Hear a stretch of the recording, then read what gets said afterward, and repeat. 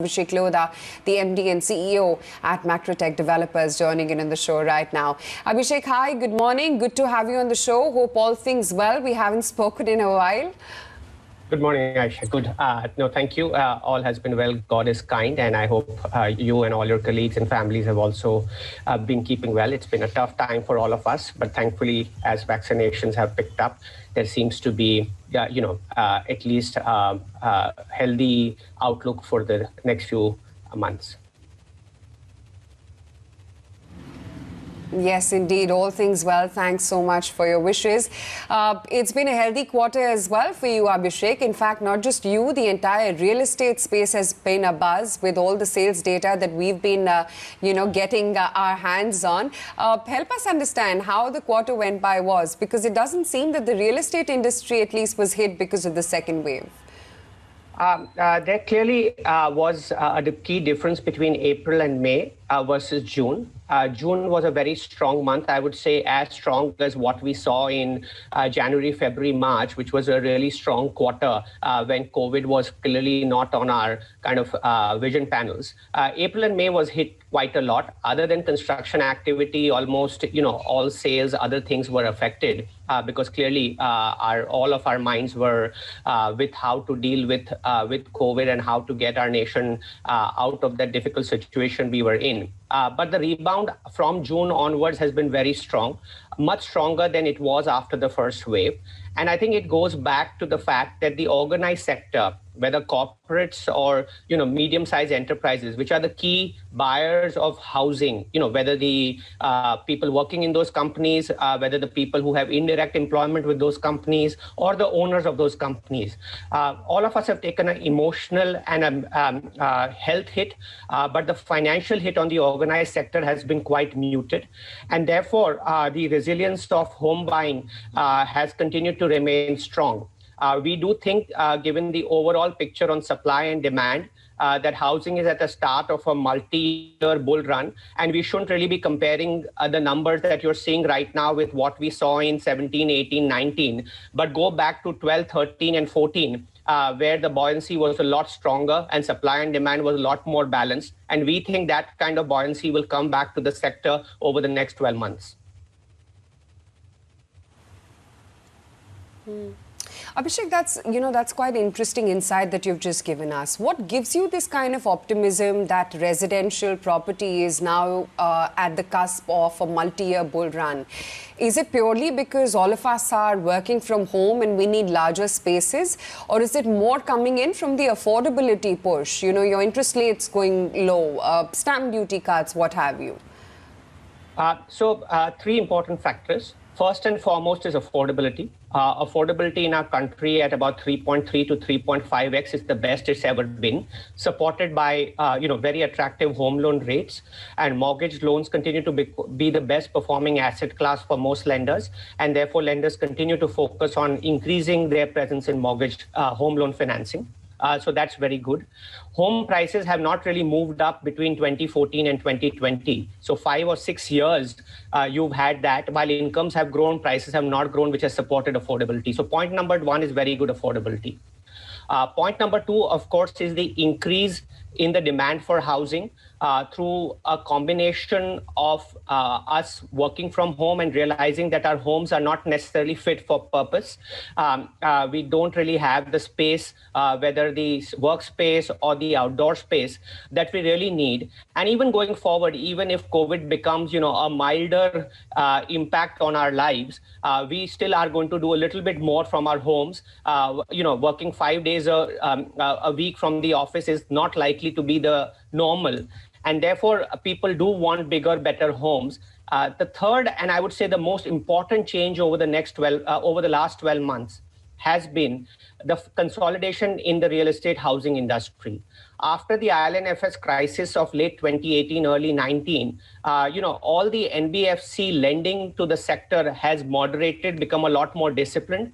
And therefore, all the excess supply, the tier 2, tier 3 developers who were providing excess supply, and I would say in some sense spoiling the market, has gone out.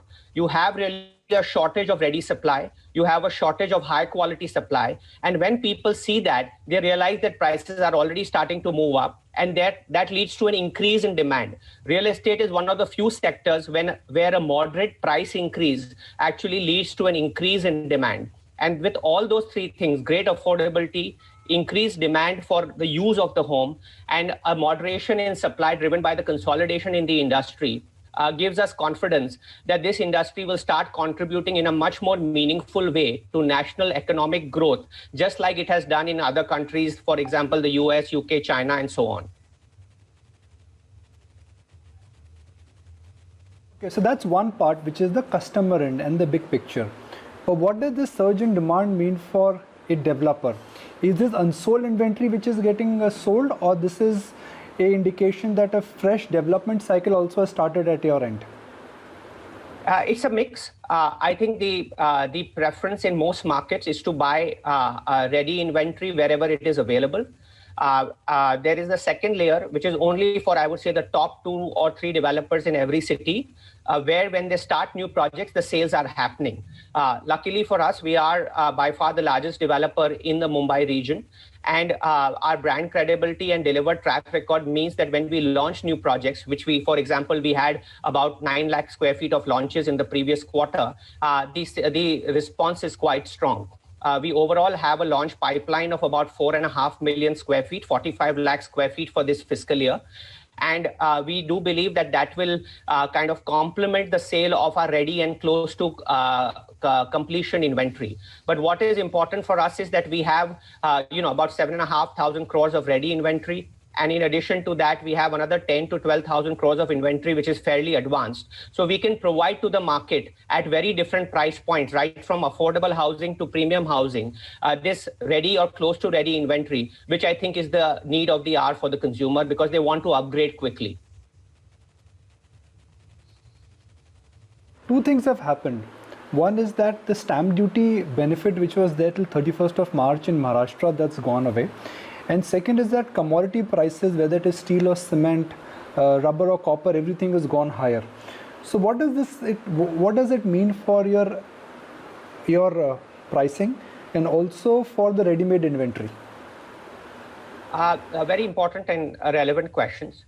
I think as I'd maintained earlier in the year, the stamp duty cut in Maharashtra was an icing on the cake and it triggered demand, but it was not the reason for the sales happening. And as we've seen with the numbers in June, and also what we're seeing on the ground after June, the sales continue to have momentum now. And so therefore the stamp duty cut has been, except the stamp duty increase now or going back to normal has been accepted by the market. Obviously, the cut was very helpful, and we are thankful to the government for that. In terms of commodity price increase, there certainly is some pressure. The overall construction cost in a city like Mumbai has probably moved up on a like-to-like basis compared to 2 years ago by about 10%. And that implies a margin impact of about 4%. We do think that will get passed on. Because salary growth in the country has been 6-7%. So if prices rise by about 5%, you can still maintain or even modestly increase margins. But at the same time, affordability continues to get better. And that is the important point. I think the Indian housing market has to become a lot larger than it is today. And for that, affordability has to keep getting better. And that will happen with two things. One, home loan mortgage rates will kind of further reduce in my view. And second, we are going to see home price growth less than salary growth, and therefore affordability improves. We saw a similar set of circumstances, let's say in 2004 and 2005, where real estate market was coming off a 10-year flat patch. Interest rates were highly affordable, and that led to a multi-year boom. Do you think we could see parallels of a big wave in demand and pricing? Pricing is the underlying point here, like we saw, let's say, 10, 12 years ago. I am of the view that, as Mr. Uday Kotak mentioned in his remarks last week, that India is at the start of a medium-term investment cycle, just like it was in 2003. And that will lead to wealth creation. It will lead to job creation, and all of those spur housing demand. In terms of the difference between 4-5 versus today, I think the difference is that in 4-5 the focus was on premium housing, and today, at least for a player like us, the focus is on affordable and mid-income housing. We are aiming to have 2/3 of our sales or more come from affordable and mid-income housing over the next couple of years, and therefore I think the demand is a lot more sustainable and resilient. And that goes back to your point on pricing. I think the pricing in 2004-5 ran ahead of itself. And as the industry leader, as the largest residential developer in the country, it is our commitment and focus that affordability continues to remain strong. And therefore, we will try to make sure that pricing growth is there, but it is modest, it is below wage growth, so that affordability continues to improve and more Indians can buy a high quality home.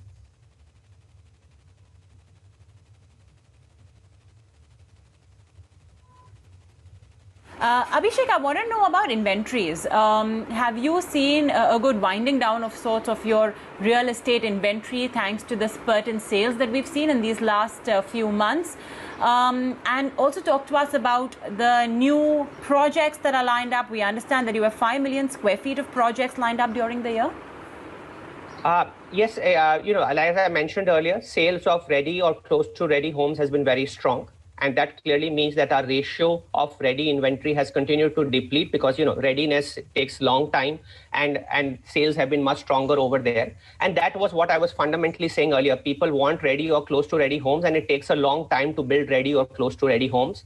So the demand and pricing power for ready or close to ready homes is very strong. And we, because we have a good pipeline of those, are definitely benefiting from that.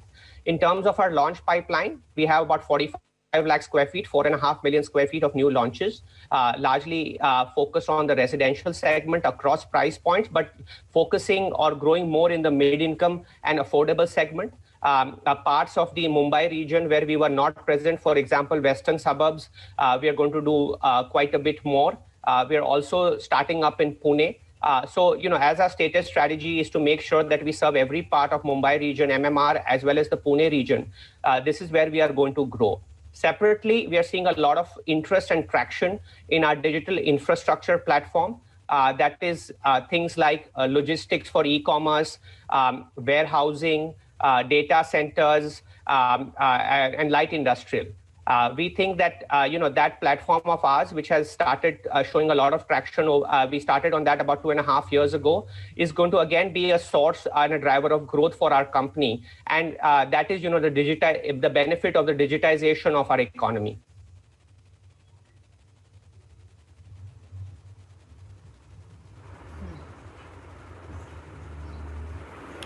Okay.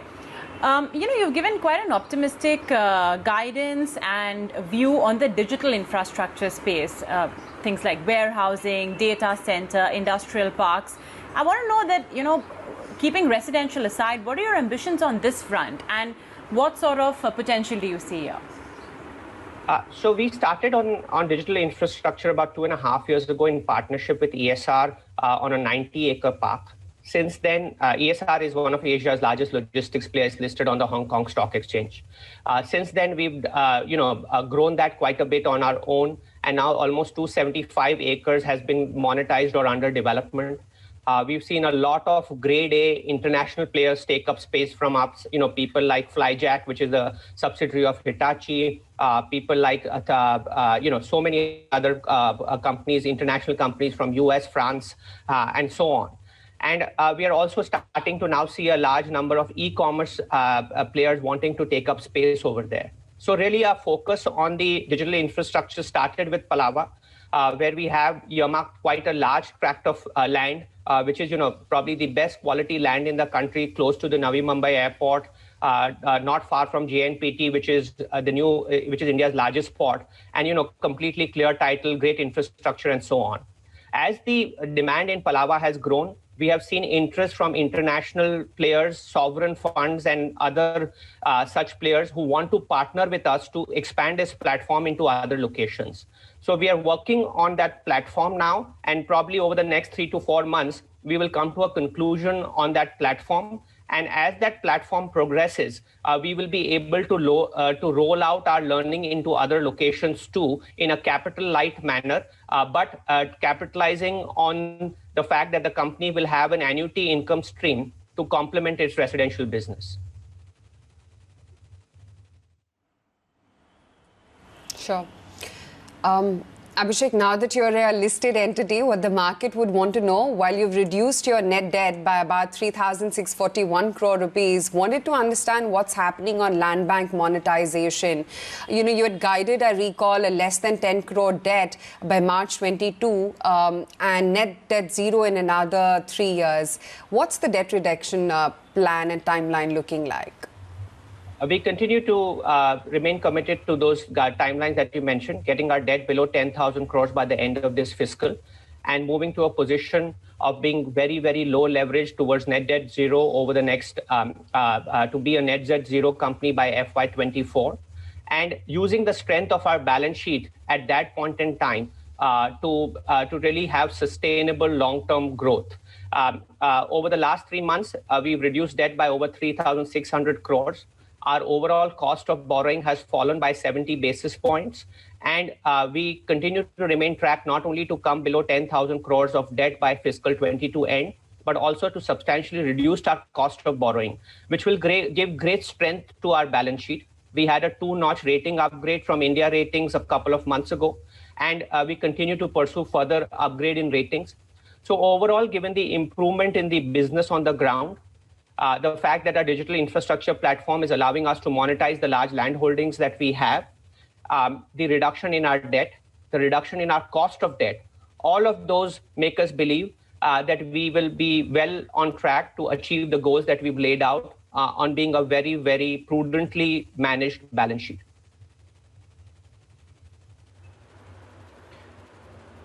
Abhishek, when pandemic broke out, a company like Reliance also said that we want to become a net debt company. Hindalco started reducing their debt, Grasim started reducing their debt, but now things have reversed and the same companies are expanding. What stops you from expanding? I mean, if good days are here, then I'm sure markets would be forgiving about the debt as long as you're able to get growth back.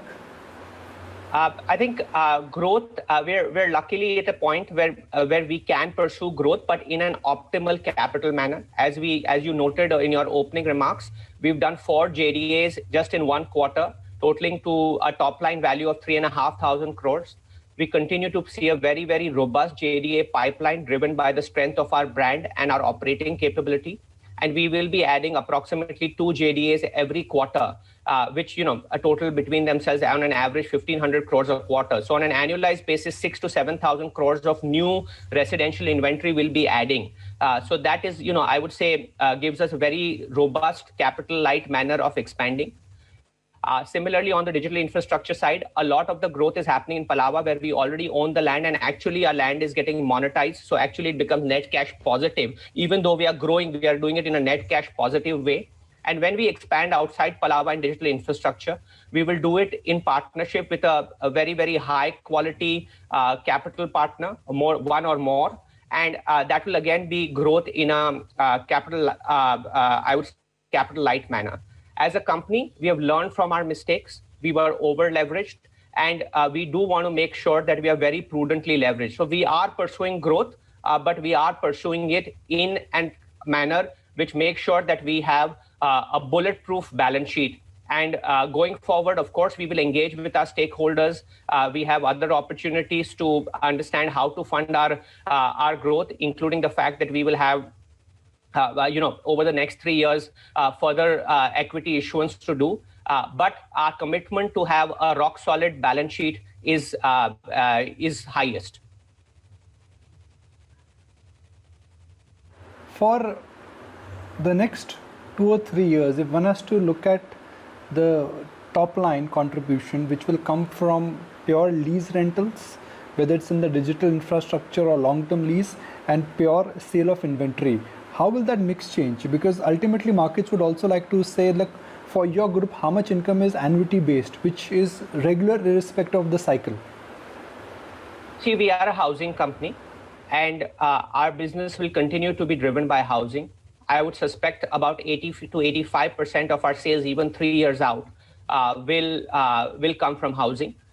Digital infrastructure is a unique opportunity we see given the land that we have and the knowledge and expertise we've developed in that space over the last 2-3 years, and the quantum of shortage of supply, greenfield supply in that sector.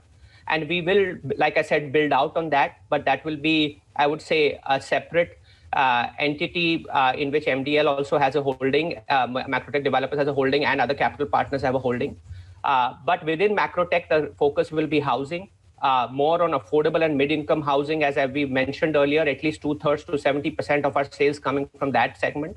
And like I said, overall, we do believe the opportunity in housing is long-term. It is sustainable. Our focus on affordable and mid-income housing makes it relatively low risk. And that is going to be the thrust of the company's growth journey over the next few years. We are going through a unique phenomenon right now, and it is reverse migration or work at home, where companies are encouraging employees to start working from home. It could be remote location as well, and there's data which is indicating that reverse migration is here and it's real. How does that impact your mid-housing market, let's say in a city like Mumbai? I think obviously there are a number of things happening as a result of COVID and its impact on the workplace. I would say the primary impact is work from home because of the fact that people, there is a productivity benefit by working from home at least 1 or 2 or 3 days a week, if not all 5 days of the week. And that leads to an increase in demand for housing because people want some additional space at home.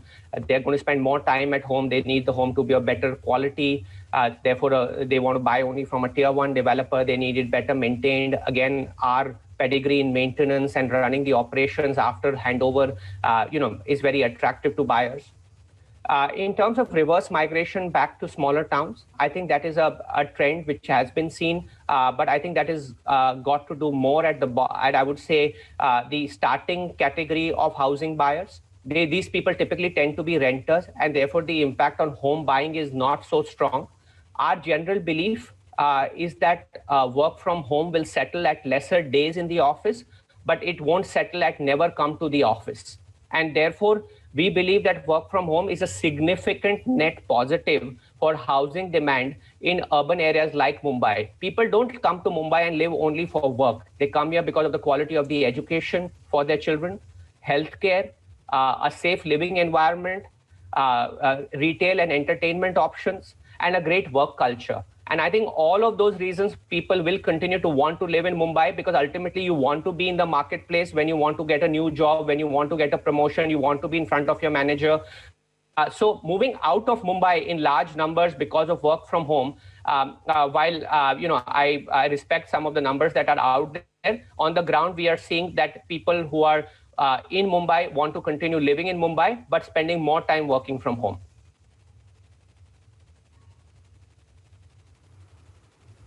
Okay, fine.